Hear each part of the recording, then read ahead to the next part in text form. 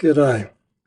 I got a comment in the comment section, person asking me to offer some more explanation about why I'm critical of individuals like Osho and Sadhguru, and perhaps compare them with other luminaries. Okay, well, there's a lot to be said. The number one complaint that I've got is the obvious one. They talk a lot, but they don't give any useful information out, certainly not for free, if they've got anything to offer at all. And I seriously doubt that they do have anything particularly useful. Now, I'm going to upset a few people probably with this video. If you analyse Sadhguru, it's word salad from beginning to end. If he's really out there wanting to be of help to the world at large, as he claims, well, he has ample opportunity, all of those videos, all of those public appearances. He could explain to people up front what it is that they can be doing, what he's training them to do. He doesn't. That's something you've got to pay for. You've got to buy his knowledge. Well, there's a contradiction there right up in front, right in your face. Is he trying to do something good for the world? Is he trying to be generous? Or isn't he? Doesn't look like generosity to me. On the subtler side of things, let's assume that he's not a fraud, like a conscious fraud. Let's assume the best about him, and we'll take his story at face value. So he talks about when he was a young man going up on the local hillside, going into a trance state, having a wonderful bliss experience, and repeating that on several occasions for very lengthy periods of time, and attracting a lot of attention. Okay, let's say that story's true. That's all right. It might be true. But on the basis of that, he's claiming to be a living master. Well, that's a big claim. Especially when, for somebody who's got some extensive meditation experience, there's nothing special about that, what he's experienced. There's a whole range of things he could talk about if he wanted to impress people that he doesn't say anything about. Well, does that mean he hasn't experienced them? Because as far as the experiences he has talked about, he's like a bloody chicken that's just laid an egg and is announcing it to the world.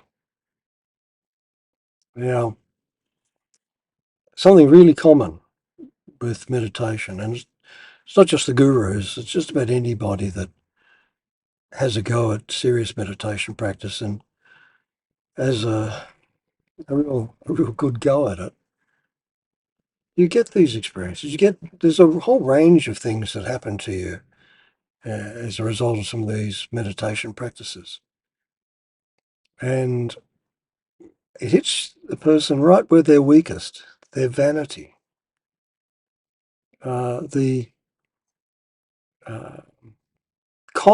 very common result of someone having some extraordinary experience, or even a series of them,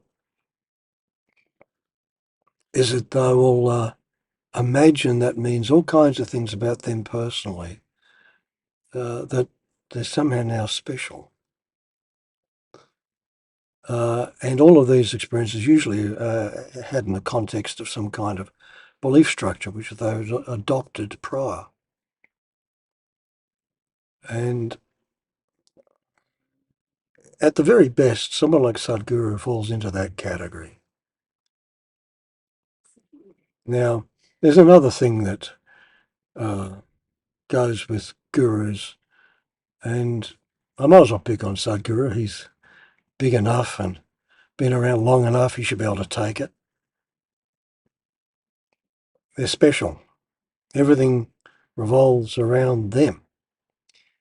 Well, psychologically, that's extremely damaging to other people because it pulls the rug from under them of their own self-esteem, their own sense of personal authority.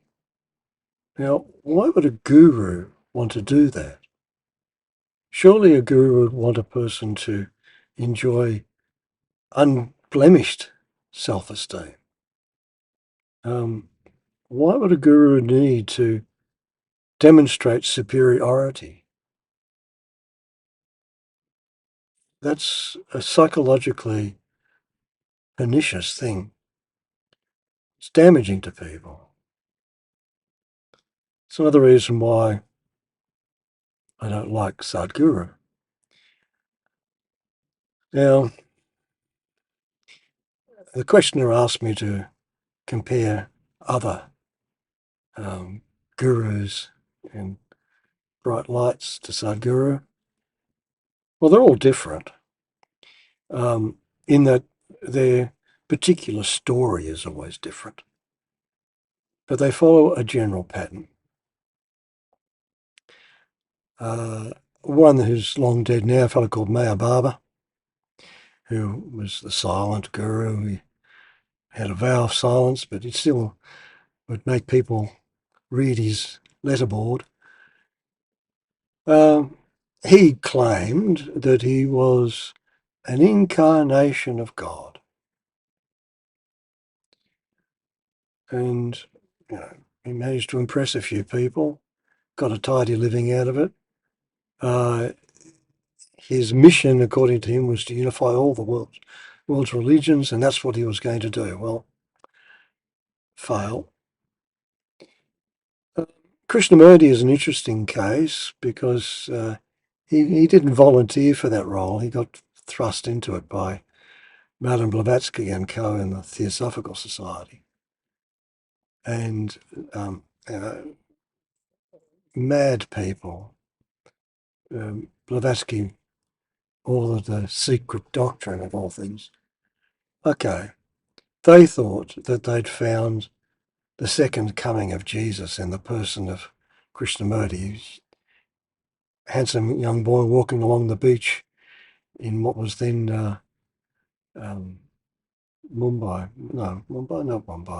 Madras, and paid his parents off, force-fed him a whole lot of their gobbledygook, and Krishnamurti, to his credit, refused to go along with the scam, in part possibly because what was expected of him to prove he was the Messiah, the second coming of Jesus. The Theosophical Society built a stadium in Sydney Harbour, a place called Rushcutters Bay, where they'd have all these dignitaries sitting facing the harbour. Krishnamurti was going to jump out of a boat, supposedly, and walk across the water to the shore, thereby proving who he was. Well, it's at that point that Krishnamurti said, no, not doing that. Now, he travelled the world having been influenced by these people, moulded, you could say. His life was kind of thrust upon him. To his credit, I think he was a sincere individual.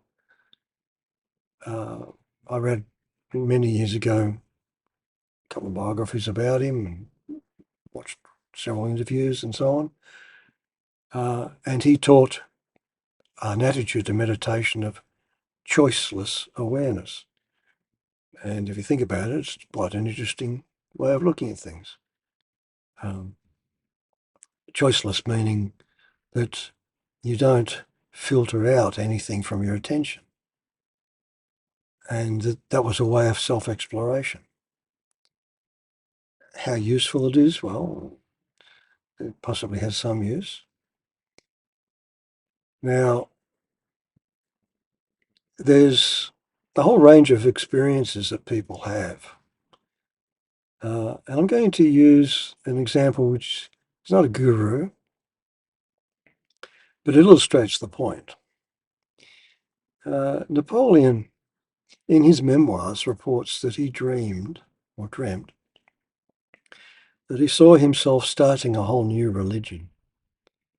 I'll put the quote down in the direct quote down in the comments. He saw himself holding a new version of the Koran, which he was going to bring to the world. Now, I think that's kind of interesting because it appears that if you take that on face value, he had an extraordinarily vivid dream, which he took to be a prophecy. And if that's true, it goes a long way to explaining where his energy came from for being the complete arsehole that he was. Uh, he was locked up and escaped and raised armies, and you know, he's he's the second most famous murderer of modern times, just a shade behind Hitler. Um, Almost as many books have been written about Napoleon as there have been about Hitler, because he made such an impact on people. Well, these influences that people have, it's their vanity. It strikes you at your weakest point, human vanity. And that's the foundation stone for a lot of the charismatic power that these individuals possess, because they have this self-belief based on some experiences that they might have had. And then they stop living and start living a role. And they play the game. Now, I put this comment asking me for more information comes after I put out a video comparing Osho with Sadhguru, and the modus operandi is identical. Create an image, create a lot of theatre, have a big story, and attract people who essentially are vulnerable and use them to the hilt. Uh, Another example, historical example, I think really is worth mentioning is Cleopatra. She's another famous individual. She believed, as far as we can tell, that she thought she was the reincarnation of the god Isis, and behaved accordingly without any concern about how her actions affected anybody else. Lovely woman. She had a child to Caesar, and when Caesar was assassinated, she attracted Mark Antony to the bed, and so as there weren't any sort of problems, she had her son, by Caesar, she had him murdered, so there was no children in the way. Lovely creature. Now, this imagination about oneself, uh, it's not just the gurus that can suffer this. Anybody who practices meditation in a serious way, if they're going to uncover anything, one thing they're going to uncover is their capacity for vanity. And it's success when you realize how vulnerable you are to your own self tendency for self-aggrandizement. It's one of the things, if there is such a thing as self-transcendence, transcending your own capacity for vanity is number one on the list. So the other half of the problem, though, one of my teachers, he was a Buddhist, very nice fellow, and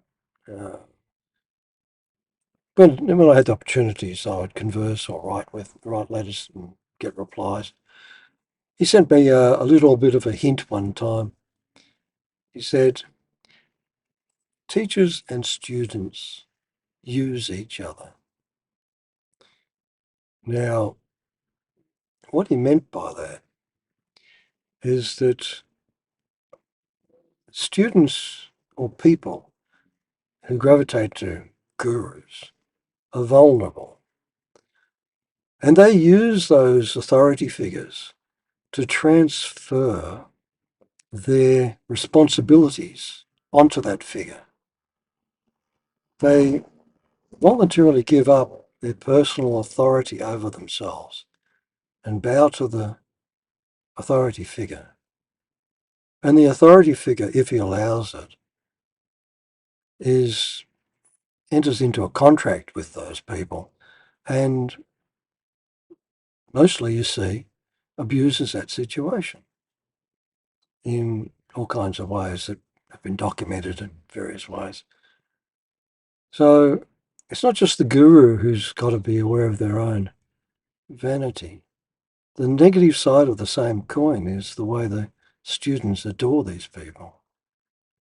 And if you're really interested in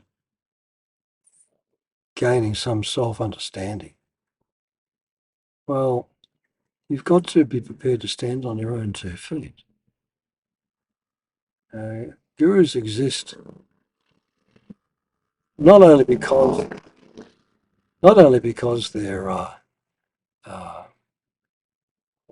wildly infatuated with themselves, but there are large numbers of people who happily keep them on that pedestal. Teachers and students use each other. And that's the relationship, the guru-student relationship in so many examples. Now, that's not to say there aren't individuals out there who are sincerely trying to pass real information along. And they may or may not be highly advanced individuals themselves.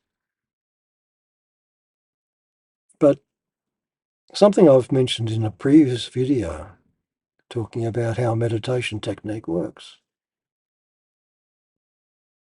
Oh, actually, no, was it? No, it was the one about good, bad, and mad teachers.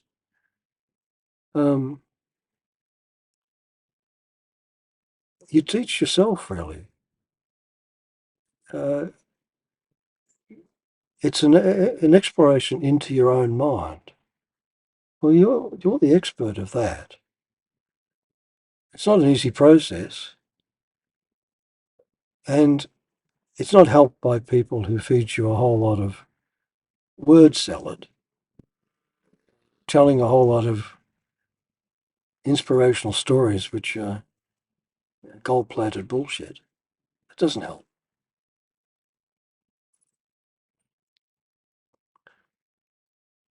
I've tried to explain what real meditation is. And it's not this glorified, I'm going to higher states of consciousness stuff. It's just seeing how you work and understanding and being honest with yourself. Oh, honesty with yourself, that's the most important. And it's something some of these gurus don't have. Vanity. You see it, the guru, well, that's a magnified version that you've got to be aware of you might possess as well. So I've got nothing against people like Sadhguru. I used to get very angry about things like that, but it's all over the place. And if it's not him, it's some religion or some crazy belief that people will gravitate to because they want the easy way out and they just don't want to face reality. They'd rather be told exotic stories, that, like bedtime stories. They'd rather have that. Okay, well, that's got to live with that. Uh, and I don't doubt that many of these people who make themselves gurus had some experience, but they strut their stuff. They imagine all kinds of things based on sometimes very preliminary experiences. And, you know, Sadhguru calling himself a living master.